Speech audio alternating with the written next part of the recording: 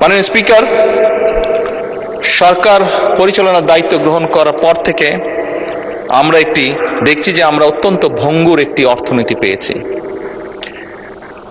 তারপরেও দুর্নীতিকে এই সময়ের মধ্যে যতটুকু সম্ভব দুর্নীতির টুটি চেপে ধরে এবং বিভিন্ন জায়গায় বিভিন্ন লিকেজ বন্ধ করার উদ্যোগ গ্রহণের মাধ্যমে আমরা চেষ্টা করছি কিভাবে জনগণের যে ট্যাক্সের টাকা সেটিকে সর্বোচ্চ অগ্রাধিকার দিয়ে সবচেয়ে ভালোভাবে সেটিকে জনগণের স্বার্থে এবং দেশের স্বার্থে ব্যবহার করা যায়। মাননীয় স্পিকার, অন্তর্বর্তীকালীন সরকার কর্তৃক যে শ্বেতপত্র প্রণয়ন করা হয়েছিল বা প্রণয়ন কমিটি যে করা হয়েছিল সেটির তথ্য মতে 2009 থেকে 2023 সালের মধ্যে বাংলাদেশ থেকে অবৈধ অর্থ প্রবাহের পরিমাণ ছিল আনুমানিক 234 বিলিয়ন মার্কিন ডলার,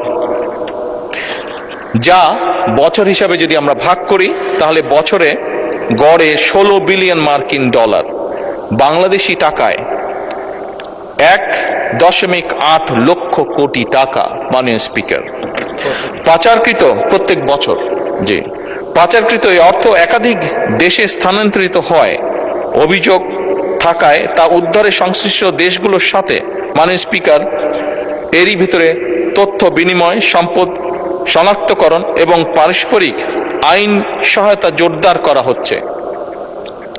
মাননীয় স্পিকার, এই লক্ষ্যে পারস্পরিক আইন সহায়তা চুক্তি বা মাল্টিপল লিগ্যাল অ্যাসিস্ট্যান্ট ট্রিটি সম্পাদন এবং মাল্টিপল লিগ্যাল অ্যাসিস্ট্যান্ট রিকোয়েস্ট এর বিনিময় 200-র বেশি সার্ভিস ও ফিচারে লেনদেনের সব বিকাশ অ্যাপে সম্ভব।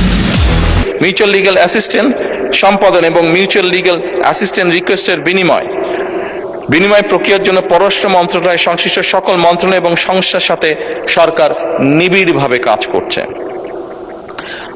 অর্থ পাচারের গন্তব্য যে দেশগুলো প্রাথমিকভাবে সরকার চিহ্নিত করতে সক্ষম হয়েছে সেই দেশগুলি হলো USA, UK, Canada, Switzerland, Australia, Thailand, UAE, Singapore, Malaysia এবং হংকং, চায়না। এদের মধ্যে 3টি দেশের মালয়েশিয়া, হংকং এবং সংযুক্ত আরব আমিরাতের সাথে চুক্তি স্বাক্ষরের বিষয়ে সম্মতি প্রদান করা হয়েছে। অপর 7টি দেশের সাথেও চুক্তি স্বাক্ষরের বিষয়টি মাননীয় প্রক্রিয়াধীন আছে। আমরা চেষ্টা করছি, আমাদের এন্ড থেকে আমরা চেষ্টা করছি এটাকে যত দ্রুত সম্পন্ন করা সম্ভব হয়। মাননীয় স্পিকার, ইতিমধ্যে বাংলাদেশ ব্যাংকের গভর্নরের সভাপতিত্বে একটি আন্তঃসংস্থা টাস্কফোর্স গঠন করা হয়েছে।